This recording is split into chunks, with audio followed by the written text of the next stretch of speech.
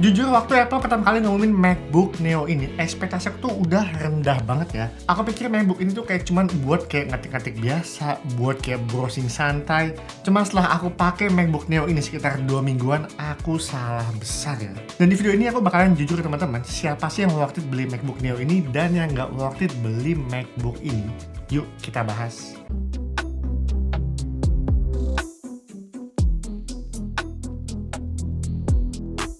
Sebelum kita lanjut ngebahas buat review MacBook ini, nah teman-teman harus tahu ya, akhirnya MacBook Neo ini udah resmi dijual di Indonesia.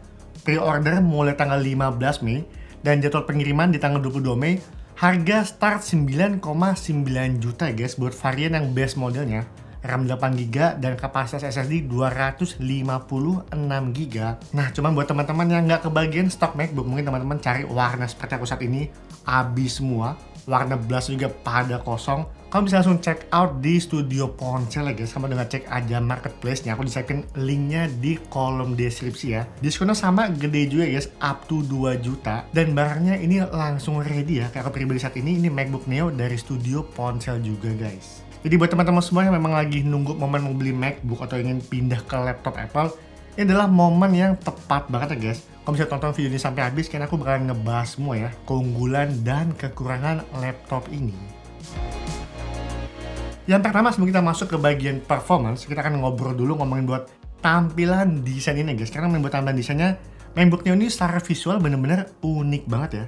Yang pertama, Apple tuh kasih 4 warna baru ya di MacBook ini.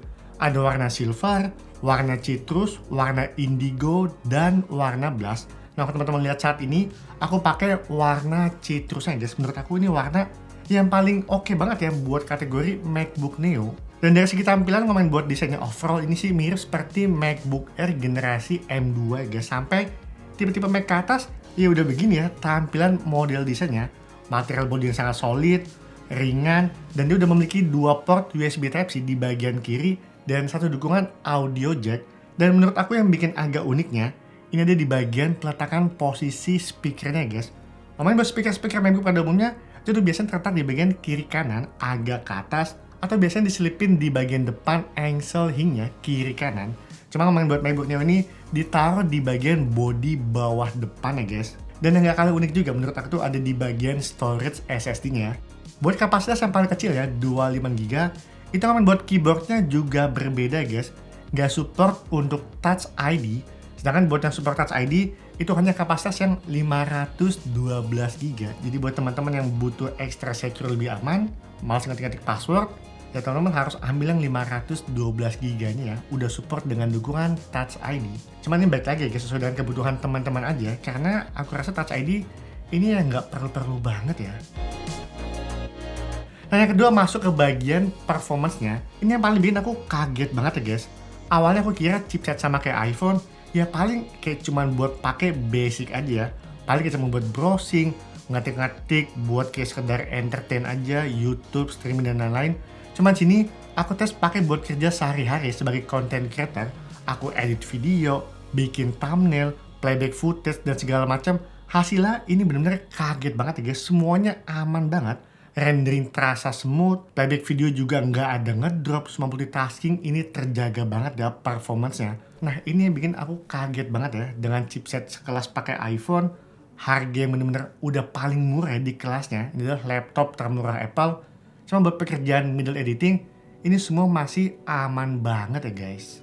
Lalu bagaimana dengan baterainya? Karena percuma ya, kalau performance bagus tapi baterainya jelek, ya sama aja ya. Kayak harus nge-charge mulu. Nah ini juga yang mau aku highlight ke teman-teman ya.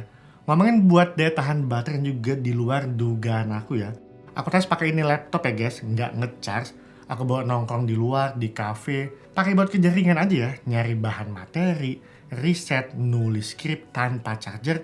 Itu bertahan cukup lama banget ya guys. Dan jangan teman-teman bandingkan dengan iPad. Karena mungkin kalian compare dengan iPad. Ini benar-benar salah besar banget ya guys. Dan ini nggak apple to apple ya. Walaupun iPad memang lebih kencang chipsetnya, lebih praktis juga. Cuma ada satu hal menurut aku di iPad ini tuh agak kurang ya. Yaitu adalah ngomongin buat dukungan aplikasinya. Nggak se-fleksibel di MacBook ini ya guys. Kita bisa install plugin dan lain-lainnya. Jadi ini memang benar-benar berbeda banget ya antara iPad dan MacBook. Cuma baik lagi, tergantung di pekerjaan kalian ya.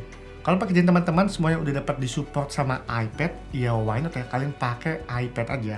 Cuma kalau kayak aku pribadi yang ngeditnya masih pakai Final Cut Pro dan butuh plugin-plugin ekstra, aku masih butuh pakai MacBook ya guys. Jadi baik lagi ngomongin buat daya tahan baterainya, MacBook ini menurut aku pribadi udah the best banget ya guys. Dengan harga 10 jutaan, performance kenceng, daya tahan baterai juga menurut aku cukup irit, ini sih udah oke banget ya. Selanjutnya ngomongin buat layar, keyboard, dan speakernya. Nah ngomongin buat layar menurut aku ini ya udah cukup bagus aja dengan harga yang ditawarkan Apple. Nggak ada komplain, layar jernih, nyaman, dan asik banget dipakai buat kerja lama.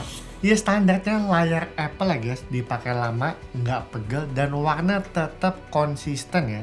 Lalu bagaimana dengan keyboardnya? Ini yang sering juga dibahas sama banyak orang terkait nggak ada dukungan untuk di backlight. Aku pribadi yang udah tes pakai MacBook ini sekitar 2 mingguan, jujur, aku tuh nggak ada isu sama backlight keyboard ya guys. Aku juga udah tes pakai MacBook ini di tempat yang agak low light atau agak remang-remang di coffee shop. So far yang masih enjoy aja, karena juga dapat pantulan cahaya dari layar keyboardnya. Jadi kalau kayak aku pribadi ngomongin buat isu keyboard ini yang nggak ada backlight yang banyak dikeluhkan, karena kalau kayak ngetik malam agak sulit, ya mungkin aja buat sebagian orang isu di bagian keyboard yang tadinya mereka mungkin terbiasa ada backlight, mungkin agak sedikit aneh ya ngeliat MacBook Neo ini yang nggak make backlight. Cuma kalau kayak aku pribadi, so far masih enjoy aja ya. Selanjutnya yang paling gak expect juga itu adalah di bagian speakernya. Kalau kita liatin, lubang speaker tuh bener-bener kecil banget ya guys di bagian kiri kanan ini. Cuman suaranya buat aku tuh udah cukup banget ya.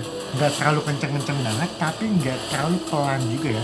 Ya kayak berasa udah cukup aja, udah balance aja ya. Buat menemani teman-teman buat kebutuhan entertain, streaming, YouTube, nonton Apple TV segala macam. Kayak aku pribadi juga buat dengerin suaraku di YouTube udah cukup banget ya guys. Sama sekali nggak ada komplain. Nah yang terakhir ngomongin buat kekurangan yang ada di MacBook ini. Nah ini dari opini aku pribadi ya guys.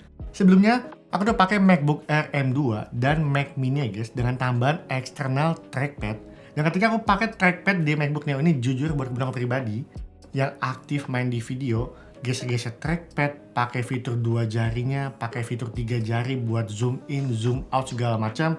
Ngomongin buat trackpad di MacBook Neo, buat aku tuh agak terlalu kecil ya. Cuma aku yakin juga nih buat teman-teman di luar sana yang memang baru mau pindah ke laptop Apple, mau cobain ekosistem Apple, ngeliatin trackpad di MacBook Neo ini, pasti sebagian orang tuh udah bilang ini ya cukup ya guys, nggak terlalu kecil dan nggak terlalu besar. Jadi baik lagi ya ngomongin buat ukuran trackpad ini, karena memang teman-teman udah terbiasa pakai trackpad dengan ukuran size yang agak besar. Mungkin biasa pakai MacBook Air M2 sampai series di atasnya.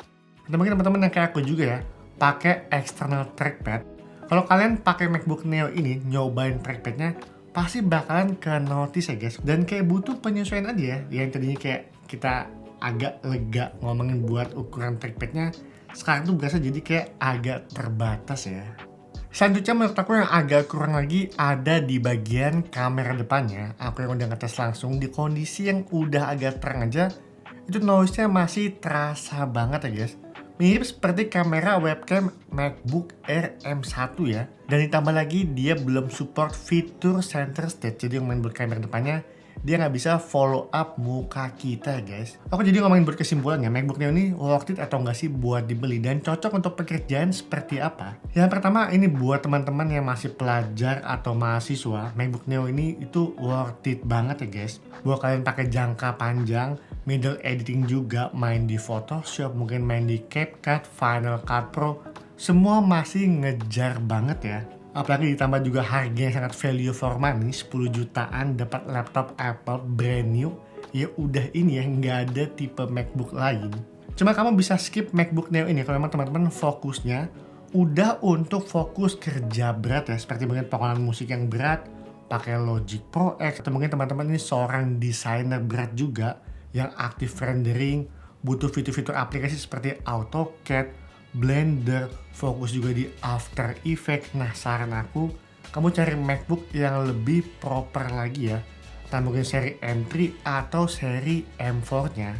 Dan buat teman-teman juga yang fokusnya main game, saran aku kalian juga skip beli MacBook Neo ini ya. Bukan berarti nggak bisa dipakai buat main games, ini juga tetap bisa, tapi masih banyak banget keterbatasan ya, terutama di bagian VGA-nya. Jadi kalau memang teman-teman fokusnya buat main games, saran aku mending kalian rakit PC ya daripada beli laptop Apple. Kenapa yang dari aku itu aja kalau buat review MacBook Neo ini, intinya kalau teman-teman tahu kebutuhannya mau dipakai untuk pekerjaan apa, terutama buat kebutuhan fokusnya middle editing, nah ini tuh udah worth it banget ya guys. Sebagai content creator, aku juga aktif main di video editing, bikin-bikin thumbnail, Photoshop, dan pakai semua AI ya, kayak mungkin ChatGPT, Banana. Untuk processingnya juga semua masih berjalan dengan cepat ya, no issue. Ini udah the best ya guys, dengan harga 10 jutaan. Oke, segitu aja main buat video kali ini. Sampai ketemu di video selanjutnya. Bye-bye.